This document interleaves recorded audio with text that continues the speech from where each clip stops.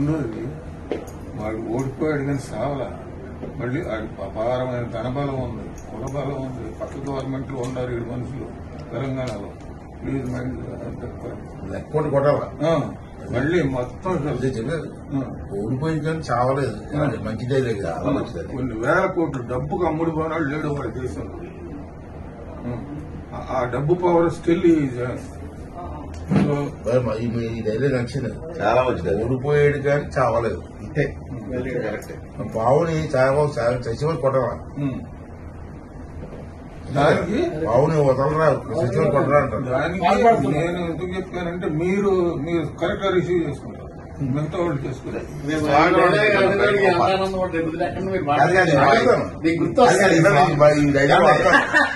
ఈ స్లోగన్ వాడాలి. Dialogue sir చెప్పింది మీరు మనసు ఎట్లా కనపడాలి. బస్ అర్థం